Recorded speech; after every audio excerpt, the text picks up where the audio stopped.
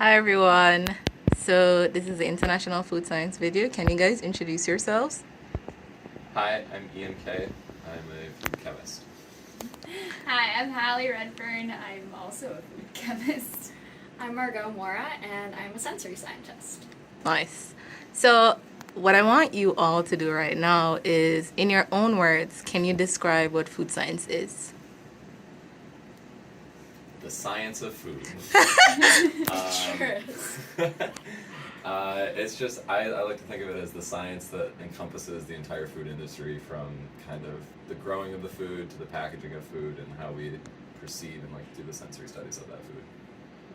I think it's really any scientific discipline, including engineering, chemistry, microbiology, that has an application directed toward food. So it can be any science, it's just the final application is directing it toward actually the production, the safety, the quality of food. Yeah, I feel like they covered that really well. I would agree.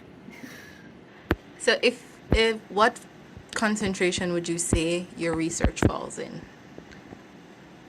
For me, it's mostly chemistry. I had a chemistry background, and a lot of the research that I do here involves the polymer chemistry and the chemistry of the packaging material in which we package food in.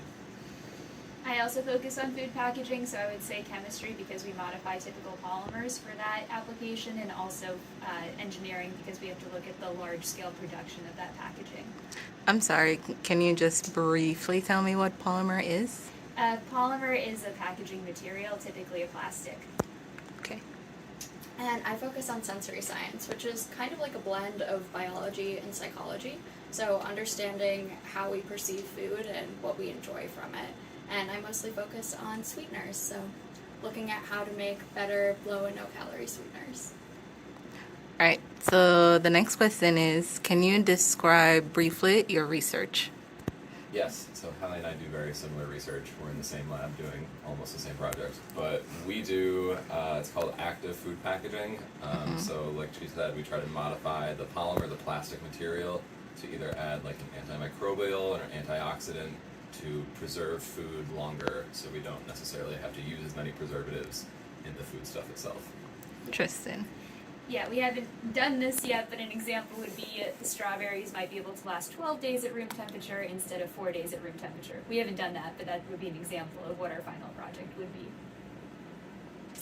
Yeah, and I study the sensory properties of natural low and no calorie sweeteners. So basically looking at how we perceive these sensory properties and off flavors and working to blend them to make better alternatives so we can have healthier foods that still taste good.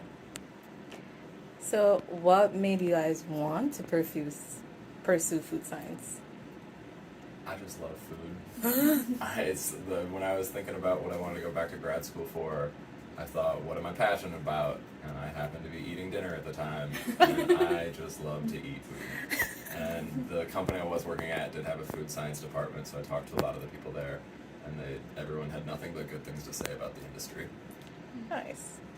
I grew up in restaurants because my dad owns restaurants, and I actually wanted to be a chef one day, but then I found out I was more interested in the chemistry side and how food is actually made, so then I decided to take the more scientific route. When I was younger, I would always watch Unwrapped and how it's made, and I thought it was so cool, just how that someone could do this as their job. They could make these really amazing food products. And I always loved Oreos as a kid and seeing the different fun flavors, and I was like, wow, that could be my job. And that's kind of what got me started on this path. Love it. Okay, so last question. What would you say to students who want to pursue food science? Why do you think it's a good discipline to pursue? I think it's a great discipline because it's such a versatile discipline. You can come in it with a biological background, chemistry background, just physical, any sort of science, even non-scientific background, and have some sort of avenue or niche market within food industry that you could do food science for. Yeah, kind of similar to what Ian said. It also just has such a targeted application. You're going to see real world problems that you can solve with your education. So I think it's really great that way, that you can pick a goal and your passion and you can pursue it in such a specific way. Yeah, I definitely agree with all of that. It really is just amazing how directly you see the impact of your work. In a lot of other disciplines, like the problem is a little bit more like removed and far off, but here in food science, no matter what approach you take, you're solving something.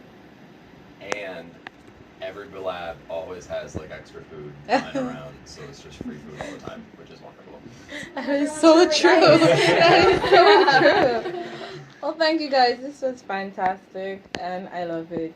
Thank you so much for participating.